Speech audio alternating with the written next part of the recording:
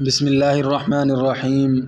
تفسیر ہدایت القرآن جلد 1 سورۃ البقرہ صفحہ نمبر 232۔ بسم اللہ الرحمن الرحیم۔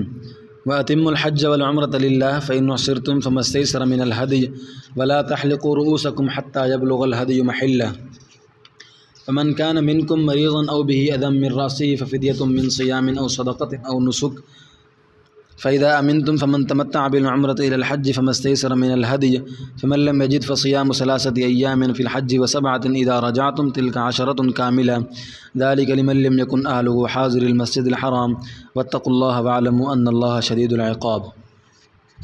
آیات مبارکہ کا لفظی ترجمہ سماعت کیجیے۔ وَأَتِمُّوا الْحَجَّ وَالْعُمْرَةَ لِلَّهِ، اور پورا کرو حج اور عمرہ اللہ کے لیے۔ فَإِنْ أُحْصِرْتُمْ فَمَا اسْتَيْسَرَ مِنَ الْهَدْيِ، پس اگر تم روکے جاؤ تو جو میسر ہو قربانی سے پیش کرو۔ ولا تحلقوا رؤوسکم حتی یبلغ الہدی محلہ، اور نہ منڈاؤ اپنے سر یہاں تک کہ پہنچے قربانی اس کی جگہ۔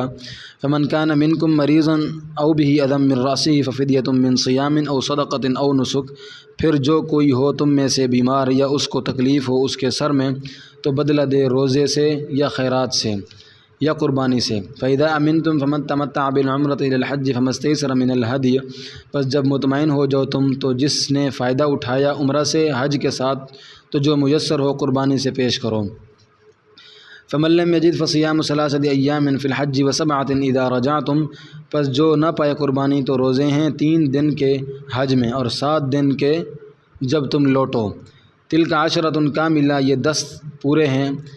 ذالک لمن لم یکن اہلہ حاضر المسجد الحرام، یہ حکم اس شخص کے لیے ہے جو نہ ہوں اس کے گھر والے موجود مسجد حرام کے پاس۔ واتقوا اللہ واعلموا ان اللہ شدید العقاب، اور ڈرو اللہ سے اور جانو کہ اللہ تعالیٰ سخت سزا دینے والے ہیں۔ ربط: یہ آیت گزشتہ آیات سے 1 سال پہلے نازل ہوئی ہے اور اس کو مؤخر اس لیے کیا ہے کہ اس کو مستقل حیثیت حاصل ہو جائے، نیز اس لیے بھی کہ اس میں حج کے دیگر مسائل بھی ہیں اور آگے بھی حج کے مسائل ہیں، پس اس کے ساتھ اتصال ہو جائے۔ اور آیت میں 3 مسائل ہیں اور ان میں ربط ہے۔ سب سے پہلے احصار کا حکم بیان کیا۔ احصار میں مجبوراً احرام کھولنا پڑتا ہے۔ پھر کسی مجبوری میں احرام میں ممنوعات کے ارتکاب کا حکم بیان کیا ہے۔ اس میں احرام کھلتا تو نہیں مگر احرام میں ممنوعات کے ارتکاب سے فدیہ واجب ہوتا ہے، اور فدیہ 3 چیزیں ہیں، ان میں قربانی بھی ہے۔ یہ قربانی حج تمتع اور قران میں بھی واجب ہے۔ اس طرح تیسرا مسئلہ تمتع اور قران کا بیان ہوا۔ نمبر 7، احصار حج یا عمرہ کا احرام باندھنے کے بعد کوئی مانع پیش آنے کا حکم۔ بات یہاں سے شروع کی ہے کہ دیگر عبادات کی طرح حج اور عمرہ بھی اللہ کی رضا جوئی کے لیے ہونی چاہیے، کوئی دوسری فاسد نیت نہیں ہونی چاہیے، اور شروع کرنے سے دونوں واجب ہو جاتے ہیں، دونوں کو پورا کرنا ضروری ہے، درمیان میں نہیں چھوڑ سکتے۔ اگر ان کو توڑ دیا تو قضا واجب ہے، اگرچہ حج نفلی ہو اور عمرہ تو احناف کے نزدیک سنت ہی ہوتا ہے، پھر بھی اس کی قضا واجب ہے۔ البتہ احصار واقع ہو تو قربانی کر کے احرام کھول سکتے ہیں، پھر احناف کے نزدیک جب عذر ختم ہو جائے تو اس کی بھی قضا واجب ہے، دوسرے ائمہ کے نزدیک قضا واجب نہیں ہے۔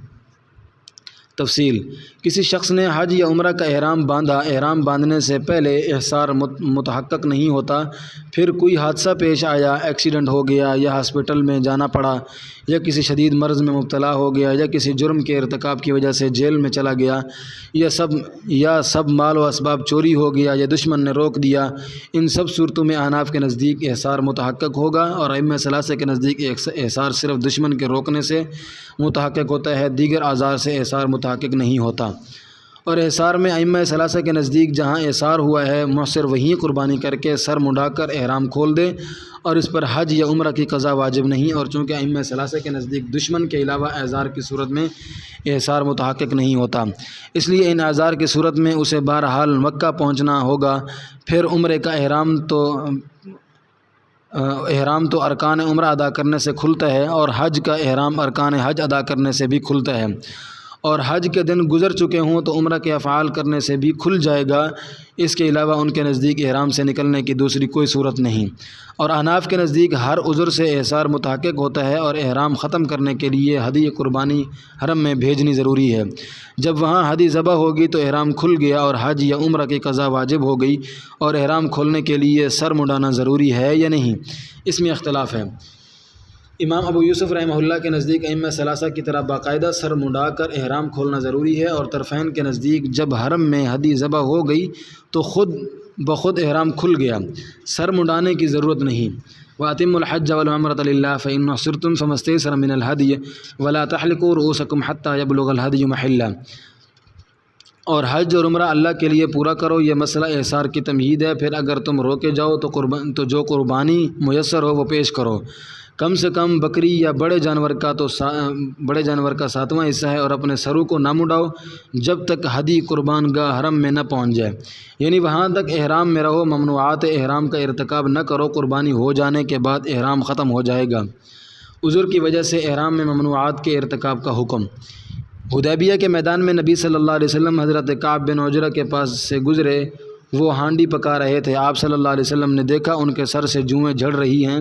آپ نے پوچھا کیا تمہیں یہ کیڑے پریشان کرتے ہیں؟ انہوں نے کہا یا رسول اللہ بہت پریشان کرتے ہیں۔ پس آیت نازل ہوئی، آپ نے ان سے فرمایا سر منڈوا دو اور فدیہ دے دو، کیونکہ جب تک سر نہیں منڈائے گا بالوں کی جڑوں میں سے میل ختم نہیں ہوگا اور جوؤں کی پیدائش بند نہیں ہوگی۔ اور فدیہ 3 چیزیں ہیں، 3 روزے رکھے یا 6 مسکینوں کو کھانا کھلائے یا جانور ذبح کرے، تینوں میں سے جو چاہے کرے۔ مثلا اگر کوئی شخص عذر کی وجہ سے کسی ممنوع چیز کا ارتکاب کرے تو اس پر فدیہ واجب ہے، اور فدیہ یہی 3 روزے یا 6 مسکینوں کو کھانا کھلانا یا قربانی کرنا۔ آدمی کو تینوں میں اختیار ہے، جو چاہے کرے۔ اور بغیر عذر کے ممنوعات احرام کا ارتکاب کرے تو دم واجب ہوگا۔ اب روزے رکھنے اور مسکینوں کو کھانا کھلانے سے کام نہیں چلے گا، قربانی ہی کرنی ہوگی۔ فمن كان منكم مريضا او به اذى من رأسه ففدية من صيام او صدقة او نسك۔ ترجمہ، پس جو شخص تم میں سے بیمار ہو یا اس کے سر میں کچھ تکلیف ہو تو وہ سر منڈا کر اس کا فدیہ دے، روزوں سے یا خیرات سے یا قربانی سے۔ حج تمتع اور قران میں قربانی واجب ہے، اور یہ دونوں حج آفاقی کر سکتا ہے۔ حج کی 3 قسمیں ہیں، افراد، تمتع، قران۔ جو مکہ یا داخل میقات کا باشندہ ہے وہ تمتع قران نہیں کر سکتا، وہ صرف حج افراد کرے گا۔ اس پر قربانی اور طواف وداع واجب نہیں، اور آفاقی تینوں قسم کا حج کر سکتے ہیں۔ حج تمتع کا طریقہ: آفاقی حج کے مہینوں میں عمرہ کا احرام باندھ کر مکہ مکرمہ پہنچے اور اپنا عمرہ پورا کرے اور احرام کھول دے، پھر حلال ہونے کی حالت میں مکہ میں رہے، یعنی وطن نہ لوٹے، پھر 8 ذی الحجہ کو مکہ ہی سے حج کا احرام باندھے اور حج ادا کرے۔ تمتع پر قربانی واجب ہے، متمتع پر قربانی واجب ہے۔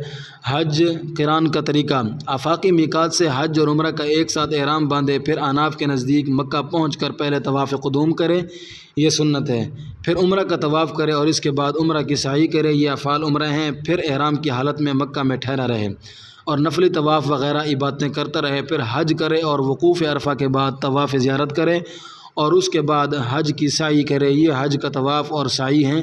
پس قارن پر احناف کے نزدیک 2 طواف اور 2 سعی لازم ہیں، ایک عمرہ کا طواف اور سعی، دوسرا حج کا طواف اور سعی۔ اور ائمہ ثلاثہ کے نزدیک قارن مکہ میں پہنچ کر صرف طواف قدوم کرے، یہ سنت طواف ہے، پھر احرام کی حالت میں ٹھہرا رہے یہاں تک کہ حج کرے اور 10 ذی الحجہ کو طواف کرے اور اس کے بعد سعی کرے، یہ طواف و سعی حج اور عمرہ دونوں کے لیے ہے۔ ائمہ ثلاثہ کے نزدیک دونوں کے افعال میں تداخل ہو جاتا ہے اور قارن پر بالاجماع قربانی واجب ہے۔ تمتع اور قران صرف آفاقی کا حق ہے، حرم اور ہل کے رہنے والے تمتع اور قران نہیں کر سکتے کیونکہ وہ قریب ہیں، حج چاہیں عمرہ کر سکتے ہیں، جب چاہیں عمرہ کر سکتے ہیں، اس لیے ان کو حج الگ کرنا چاہیے اور عمرہ الگ۔ اور جو دور کے رہنے والے ہیں ان کے لیے حج اور عمرہ کے لیے الگ الگ سفر کرنے میں پریشانی ہے، اس لیے ان کے لیے ایک ہی سفر میں حج اور عمرہ کرنے کی اجازت ہے۔ اللہ عز و جل فرماتے ہیں، یعنی حج اور عمرہ ایک سفر میں کرنا اس شخص کے لیے ہے جس کی فیملی مسجد حرام میں نہیں رہتی، یعنی جو مکہ کا یا اس کے ارد گرد کا باشندہ نہیں ہے، وہی تمتع اور قران کر سکتا ہے۔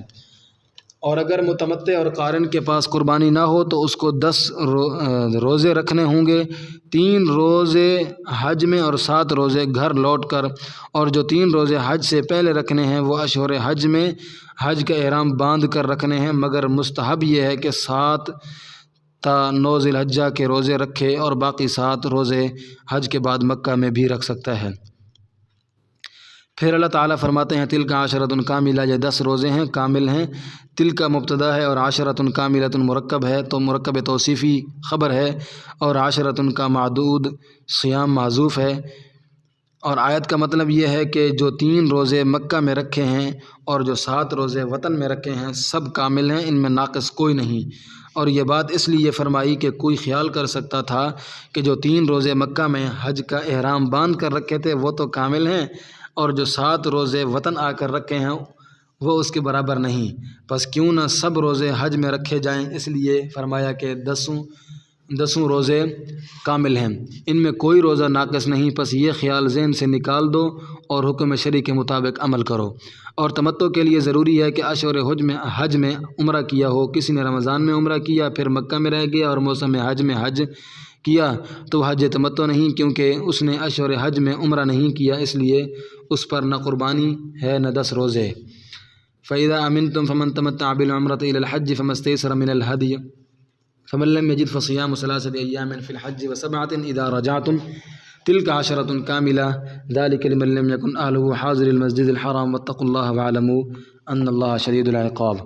ترجمہ: پھر جب تمہیں اطمینان نصیب ہو جائے، یعنی معنی ختم ہو جائے یا معنی نہ ہو، تو جو عمرہ کو حج کے ساتھ ملا کر فائدہ اٹھائے، دونوں کو ساتھ ملا کر کرے جیسے قرآن میں، یا دونوں کو علیحدہ علیحدہ کرے جیسے قران میں، یا دونوں علیحدہ علیحدہ کرے جیسے تمتع میں، تو جو ہدی میسر ہو پیش کرے، یہ دم شکر ہے قربانی کرنے والا اس سے کھا سکتا ہے۔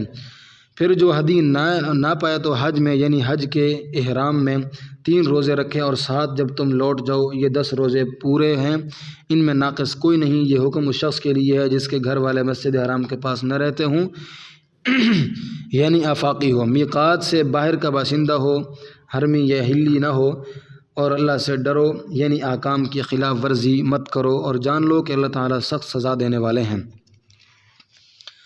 بسم اللہ الرحمن الرحیم۔ الحج اشہر معلومات فمن فرض فیہن الحج فلا رفث ولا فسوق ولا جدال فی الحج وما تفعلوا من خیر یعلمہ اللہ وتزودوا فإن خیر الزاد التقوى واتقون یا اولی الالباب۔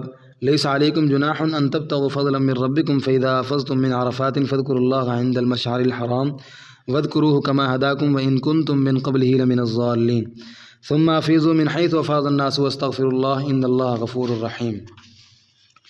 الحج آیات مبارکہ کا لفظی ترجمہ سماعت کیجیے۔ الحج اشہر معلومات، حج کا وقت مہینے ہیں جانے پہچانے۔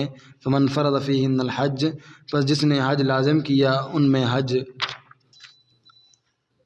فلا رفث ولا فسوق ولا جدال فی الحج، تو نہ زن و شوئی کی باتیں کرنا ہے اور نہ بے حکمی کرنا ہے، اور ولا جدال فی الحج، اور نہ جھگڑا کرنا ہے حج میں۔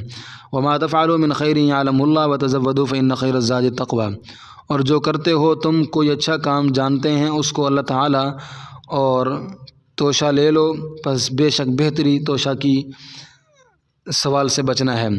واتقون یا اولی الالباب، اور ڈرو مجھ سے اے عقل مندو۔ لیس علیکم جناح ان تبتغوا فضلا من ربکم فاذا افضتم من عرفات فاذکروا اللہ عند المشعر الحرام واذکروه کما ہداکم، نہیں ہے تم پر کوئی گناہ کہ چاہو تم روزی اپنے رب سے، پس جب لوٹو تم عرفات سے تو یاد کرو اللہ کو پاس مشعر حرام کے، اور یاد کرو اس کو جس طرح تم کو راہ دکھائی۔ وَإِن كُنتُم مِّن قَبْلِهِ لَمِنَ الضَّالِّينَ، اگرچہ تھے تم قبل ازیں ناواقفوں میں سے۔ ثُمَّ أَفِيضُوا مِنْ حَيْثُ أَفَاضَ النَّاسُ وَاسْتَغْفِرُوا اللَّهَ إِنَّ اللَّهَ غَفُورٌ رَحِيمٌ، پھر پھرو تم جہاں سے پھریں لوگ اور گناہ بخشواؤ اللہ سے، بے شک اللہ تعالی عفو غفور و رحیم ہیں۔ حج کے احکام۔ رب تمتع قران میں قربانی کا ذکر آیا تھا، اس لیے اب حج کے احکام بیان فرماتے ہیں۔ نمبر 1، حج کا وقت۔ حج کے لیے 2 میقاتیں ہیں، زمانی اور مکانی۔ میقات کے معنی ہے احرام باندھنے کا مقررہ وقت، اور جگہ میقات زمانی شوال، ذی القعدہ، ذی الحج کے 10 12 دن ہیں۔ حج کے 5 دن ہیں، 8 ذی الحجہ سے 12 ذی الحجہ تک حج ہوتا ہے، مگر حج کا احرام مقدم باندھ سکتے ہیں، البتہ شوال سے پہلے باندھنا مکروہ ہے۔ اور میقات مکانی مکہ میں داخل ہونے والے راستوں پر 5 جگہیں متعین کی ہیں، وہاں سے حج اور عمرے کا احرام باندھتے ہیں، اور تقدیم جائز ہے یا نہیں، اس میں اختلاف ہے۔ الحج اشہر معلومات، ترجمہ حج چند جانے پہچانے مہینے ہیں، یعنی حج کے مہینے سب کو معلوم ہیں، ان میں تبدیلی نہیں ہو سکتی، اور عمرہ کے لیے جو چھوٹا حج ہے کوئی وقت متعین نہیں، اور حج کے ایام کے علاوہ سال بھر ہو سکتا ہے۔ نمبر 2، ممنوعات احرام۔ جب حج کا یا عمرے کا احرام باندھ لیا تو چند پابندیاں لگ جاتی ہیں، ان کا بیان احادیث وفقہ کی کتابوں میں ہے۔ البتہ 3 کام خاص طور پر ممنوع ہیں۔ 1، بیوی سے زن و شوئی کی باتیں کرنا، اشارہ کرنا، یہ بھی کوئی بات نہ کرے۔ 2، شرعی احکام کی خلاف ورزی نہ کرے، کوئی بھی گناہ کا کام نہ کرے۔ سوم، کسی سے جھگڑا نہ کرے، حج میں بات میں جھگڑا ہو جاتا ہے، اس سے بچے، برداشت کرے۔ فمن فرض فیہن الحج فلا رفث ولا فسوق ولا جدال فی الحج، ترجمہ پس جو ان مہینوں میں حج کو لازم کرے، یعنی حج کا احرام باندھے، تو بیویوں سے زن و شوئی کی باتیں نہ کرے، اور اللہ کے کسی حکم کی خلاف ورزی نہ کرے، اور جھگڑا نہ کرے حج کے احرام میں۔ فائدہ: اب تو سواریاں تیز رفتار ہیں، مہینوں کا سفر دنوں میں اور دنوں کا سفر گھنٹوں میں طے ہو جاتا ہے۔ پہلے یہ صورت نہیں تھی، ذوالحلیفہ سے احرام باندھتے تھے اور 10 دن میں مکہ پہنچتے تھے، پھر 5 دن حج میں لگتے تھے۔ اس لیے اگر کوئی آدمی جو جوان ہو اور بیوی ساتھ ہو تو زن و شوئی کی باتیں ہو سکتی ہیں، اس لیے خاص طور پر اس کی ممانعت کی۔ اور فسوق مصدر اور اسم فعل ہے، عموماً عملی گناہ کو فسق کہا جاتا ہے، ضروریات دین کے انکار کو کفر ہے، جیسے داڑھی منڈانا فسق ہے، اور ختم نبوت کا انکار کفر۔ احرام میں ہر گناہ سے بچنا چاہیے۔ مسجد میں کوئی شخص بیٹری پیے تو کتنی بری بات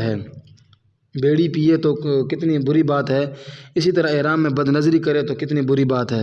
اور جدال کے معنی ہے جھگڑا کرنا۔ حج میں کسی سے جھگڑا ہو جاتا ہے تو اس کا اثر زندگی بھر رہتا ہے، اور دوستی ہو جاتی ہے تو اس کا اثر بھی ہمیشہ رہتا ہے، اس لیے حج کے سفر میں ساتھیوں سے بنائے رکھے، بگاڑے نہیں۔ نمبر 3، احرام میں کرنے کا کام۔ احرام میں سب سے بہتر تلبیہ کی کثرت ہے، علاوہ ازیں ہر نیک کام کرے، نماز کا اہتمام کرے، نفل طواف کرے، نفل نماز پڑھے، قرآن کی تلاوت کرے، دعا استغفار میں لگا رہے، وقت ضائع نہ کرے۔ بندہ جو بھی نیک کام کرتا ہے اللہ تعالیٰ اس کو جانتے ہیں اور اس کا بدلہ دیں گے۔ وما تفعلوا من خیر یعلمہ اللہ، اور تم جو بھی اچھا کام کرو اللہ تعالیٰ اس کو جانتے ہیں۔ حاجی خرچ ساتھ لے کر چلے۔ زمانہ جاہلیت میں یمن کے لوگ خود کو متوکل کہتے تھے اور خرچ لیے بغیر حج کے لیے آتے تھے، پھر لوگوں سے مانگتے پھرتے تھے۔ ان کا یہ طریقہ غلط تھا۔ توکل ترک اسباب کا نام نہیں، اسباب اختیار کر کے اللہ پر بھروسے کا نام ہے۔ اس لیے حکم دیا کہ حاجی خرچ ہمراہ لے کر چلے تاکہ مانگنے کی نوبت نہ آئے۔ پھر حکم کی تاکید کے لیے فرمایا، اے عقل مندو مجھ سے ڈرو، یعنی اس حکم کی خلاف ورزی مت کرو۔ اگر عقل ہو تو اس کی اہمیت سمجھ میں آئے گی، اس کو معمولی حکم نہ سمجھو۔ وَتَزَوَّدُوا فَإِنَّ خَيْرَ الزَّادِ التَّقْوَىٰ وَاتَّقُونِ يَا أُولِي الْأَلْبَابِ، ترجمہ اور توشہ ساتھ لے لو، اس لیے کہ توشہ ساتھ لینے کا فائدہ سوال سے بچنا ہے، اور اے عقل مندو مجھ سے ڈرو۔ نمبر 5، نقد ساتھ نہ لے کر اسباب تجارت ساتھ لینا بھی کافی ہے۔ بعض حاجی وطن سے قابل فروخت سامان ساتھ لاتے ہیں اور حجام اس طرح لے کر آتا ہے، پھر سامان بیچ کر یا حجامت بنا کر خوب کماتے ہیں، یہ بھی توشہ ساتھ لینا ہے۔ حج کے سفر میں تجارت، کاریگری اور مزدوری ممنوع نہیں۔ لوگوں کو اس میں شبہ ہوا تھا کہ شاید تجارت کرنے سے حج میں نقصان آئے، اس لیے اس کی اجازت دی کہ یہ کوئی گناہ نہیں، مقصود اصلی حج ہو اور ضمناً تجارت کرے تو ثواب میں کوئی کمی نہیں آئے گی۔ لیس علیکم جناح ان تبتغوا فضلا من ربکم، تم پر کچھ گناہ نہیں کہ اپنے پروردگار سے روزی طلب کرو۔ نمبر 6، وقوف مزدلفہ واجب ہے، اور وقوف کا وقت فجر کے بعد طلوع سے کچھ پہلے تک ہے۔ حاجی 8 ذی الحجہ کو منا میں جمع ہوتے ہیں، پھر وہاں سے 9 ذی الحجہ کو عرفہ کے لیے روانہ ہوتے ہیں۔ وقوف عرفہ کا وقت 9 ذی الحجہ کے زوال سے 10 ذی الحجہ کی صبح صادق تک ہے، اور وقوف میں دن کے ساتھ رات کا ایک حصہ ملانا ضروری ہے۔ پھر غروب کے بعد لوگ عرفہ سے لوٹتے ہیں، راستہ میں مزدلفہ پڑتا ہے، وہاں رات گزارتے ہیں، اور صبح صادق کے بعد فجر کی نماز اول وقت پڑھ کر دعاؤں میں مشغول ہوتے ہیں۔ یہ وقوف مزدلفہ ہے اور غیر معذوروں پر واجب ہے۔ مزدلفہ میں مشعر حرام نامی پہاڑ ہے، نبی صلی اللہ علیہ وسلم نے اس کے پاس وقوف فرمایا تھا، مگر وقوف مزدلفہ میں ہر جگہ کر سکتے ہیں، اور وقوف سورج نکلنے سے کچھ پہلے ختم کر کے مینا کے لیے روانہ ہوتے ہیں۔ زمانہ جاہلیت میں لوگ سورج کے نکلنے کے بعد روانہ ہوتے تھے، نبی صلی اللہ علیہ وسلم نے ان کی مخالفت کی اور طلوع آفتاب سے کچھ پہلے وقوف ختم کر دیا اور مینا کے لیے روانہ ہو گئے۔ یہی اسلامی طریقہ ہے اور ابراہیم علیہ السلام کی سنت ہے۔ جاہلیت کے لوگ اس سے ناواقف تھے، ان کا طریقہ خود ساختہ تھا، اس کی پیروی نہ کی جائے، نیز وہ شرک کے ساتھ ملا کر اللہ کا ذکر کرتے تھے، اس سے بھی بچا جائے اور ایک اللہ کا ذکر کیا جائے۔ فَإِذَا أَفَضْتُم مِّنْ عَرَفَاتٍ فاذكروا اللَّهَ عِندَ الْمَشْعَرِ الْحَرَامِ وَاذْكُرُوهُ كَمَا هَدَاكُمْ وَإِن كُنتُم مِّن قَبْلِهِ لَمِنَ الضَّالِّينَ۔ ترجمہ: پھر جب تم عرفہ سے طواف زیارت کے لیے لوٹو تو مشعر حرام کے پاس اللہ کو یاد کرو اور اللہ کو اس طرح یاد کرو کہ جس طرح تم کو راہ دکھائی، اگرچہ تم پہلے صحیح طریقہ سے ناواقف تھے۔ نمبر 7، وقوف عرفہ ہر حاجی پر فرض ہے اور وہ گناہ بخشوانے کی جگہ ہے۔ زمانہ جاہلیت میں حج میں جو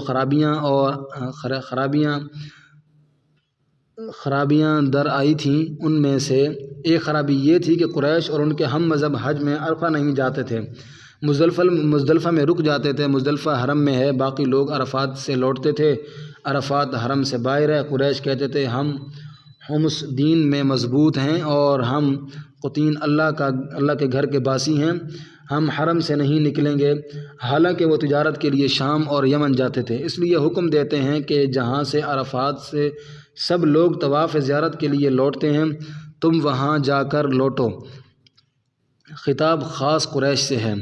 پھر آخر آیت میں وقوف عرفہ کے فائدہ کا بیان ہے، وہ گناہ بخشوانے کی جگہ ہے، تم خود کو اس سے کیوں محروم کرتے ہو؟ مسلم شریف کی روایت ہے کہ عرفہ کے دن جتنے لوگ جہنم سے آزاد کیے جاتے ہیں اتنے کسی اور دن نہیں آزاد کیے جاتے۔ اللہ تعالیٰ اس دن قریب ہوتے ہیں۔ پھر حاجیوں کے ذریعے ملائکہ پر فخر کرتے ہیں اور فرماتے ہیں میرے یہ بندے کیا چاہتے ہیں؟ مغفرت چاہتے ہیں۔ وقوف عرفہ حج کا سب سے اہم رکن ہے، وہاں خاص دعا مغفرت طلبی کی ہونی چاہیے۔ ثم افیضوا من حیث افاض الناس واستغفروا اللہ ان اللہ غفور الرحیم۔ پھر لوٹو جہاں سے سب لوگ لوٹتے ہیں، عرفہ میں اللہ سے گناہ بخشواؤ، بے شک اللہ تعالیٰ بڑے گناہ بخشنے والے بڑے رحم فرمانے والے ہیں۔ واللہ اعلم بالصواب۔